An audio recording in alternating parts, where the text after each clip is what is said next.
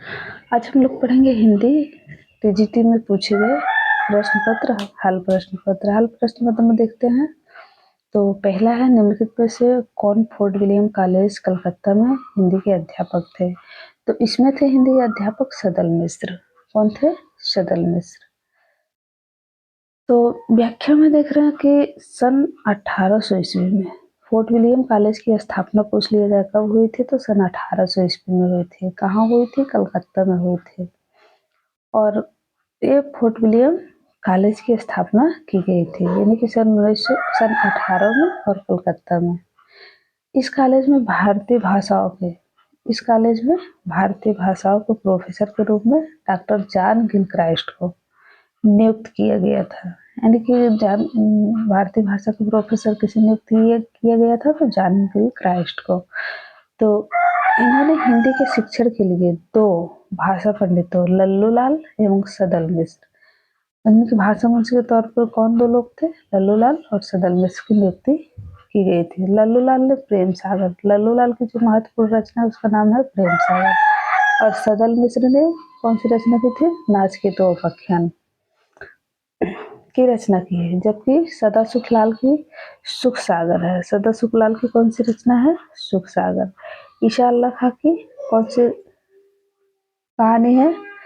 तो रानी केतकी की कहानी प्रमुख रचनाएं हैं। राजा लक्ष्मण सिंह ने प्रजा हितैषी में नामक पत्र में निकाला था, और रघुवंश, मेघदूत तथा अभिज्ञान शाकुंतलम का हिंदी में अनुवाद किया था। और दूसरा हम लोग देख रहे हैं व्याख्यात्मक हल प्रश्न के धनिया और झुनिया प्रेमचंद के किस उपन्यास के पात्र हैं? तो धनिया और झुनिया प्रेमचंद के गोदान उपन्यास के पात्र हैं। गोदान उपन्यास के पात्र अनेक हैं। धनिया, झुनिया और होरी जो कि एक मुख्य पात्र है गोदान का। तो देख रहे हैं धनिया और झुनिया प्रेमचंद के गोदान नामक उपन्यास के पात्र हैं। गोदान के अन्य प्रमुख पात्र जो है होरी, भोला, गोबर, राय साहब, पन्ना, प्रोफेसर मेहता, संपादक ओंकारनाथ, मुन्नी, शिलिया, नोहरी, दुलारी, मालती, गोविंदी आदि के चरित्र यथार्थवादी धरातल पर प्रस्तुत हुए हैं। अपने अपने वर्ग के प्रतिनिधि भी हैं ये पात्र। गोदान में मुंशी प्रेमचंद ने यथार्थ के चित्रण द्वारा समाज में निहित कुत्सित वृत्तियों का उन्मूलन किया है। और अगला हम लोग देख रहे हैं व्याख्यात्मक हल प्रश्न भक्तमाल। भक्तमाल के रचनाकार कौन है? तो भक्तमाल के रचनाकार है नाभादास। नाभादास जो कि राम भक्त शाखा के एक प्रमुख कवि हैं। तो गोस्वामी तुलसीदास के समकालीन थे। नाभादास गोस्वामी तुलसीदास के समकालीन राम भक्त कवियों में एक हैं। नाभादास का नाम विशेष रूप से उल्लेखनीय है। उन्होंने हिंदी में भक्तमाल, नाभादास कौन सी रचना है? भक्तमाल, परंपरा का सूत्रपात ही नहीं किया वरन अद्यावधि उपलब्ध भक्तमालों को सर्वश्रेष्ठ भक्तमाल हिंदी को दिया। उनके भक्तमाल का रचनाकाल 1596 है। पूछ लिया जाता है कि भक्तमाल की रचना कब हुई थी? तो 1596 में ईस्वी में। नाभादास जी अग्रदास जी के शिष्य थे। यानी कि ये भी पूछ लिया जाता है कि अग्रदास जी के शिष्य कौन थे? नाभादास। और नाभादास जी के गुरु कौन थे? अग्रदास। नाभादास ने अष्टायाम नामक एक अन्य ग्रंथ की रचना की है। श्रृंगार भक्ति अथवा रसिक भावना को लेकर की है। अगला हम लोग देख रहे हैं बाल मुकुंद गुप्त। बाल मुकुंद गुप्त रचित निबंध है शिव शंभू के चिट्ठे। कौन सी है? शिव शंभू के चिट्ठे।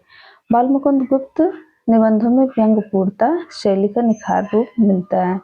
इनका निबंध संग्रह शिव शंभू के चिट्ठे अत्यधिक लोकप्रिय हैं। इनके विचार भावना के पीछे सजग राष्ट्रीय व्यक्तित्व काम करता है। भाषा चलती, सजीव तथा विनोदपूर्ण है। इनके निबंधों में भावात्मक तथा कथात्मक आधिक्य है। अगला हम लोग देख रहे हैं पद्मावत। ये एक प्रसिद्ध रचना है जो कि जायसी द्वारा लिखा गया, मलिक मोहम्मद जायसी द्वारा। तो पूछा जा रहा है पद्मावत के अनुच्छेदों का नाम क्या है? तो पद्मावत के अनुच्छेदों का नाम खंड है। क्या है? खंड। पद्मावत जायसी की रचना है। निसंदेह पद्मावत हिंदी की महाकाव्य है। पूछ लिया जाता है कि हिंदी के महाकाव्य कौन है? तो यह है पद्मावत। इसकी कथा पूर्वार्ध लोक प्रचलित, पूर्वार्ध लोक प्रचलित तथा काल्पनिक है। उत्तरार्ध जो है काल्पनिक, पूर्वार्ध जो है लोक प्रचलित तथा काल्पनिक है और उत्तरार्ध जो है वो ऐतिहासिक है। इसका नायक राजकुल से संबंधित है। पद्मावत की पूरी कथा 52 सर्गों में, कितने सर्गों में? 52 सर्गों में, उन्हें खंड कहा गया है, में विभक्त है।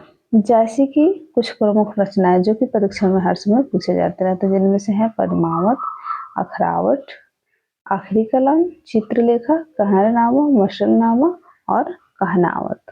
तो आज हम लोग कुछ ऐसे प्रश्न देखें जो कि जिससे बहुत सारे प्रश्न मिलते जाते हैं, जो टीजीटी के विगत वर्षों में पूछे जा चुके हैं, जिनसे और रिलेटेड व्याख्यानात्मक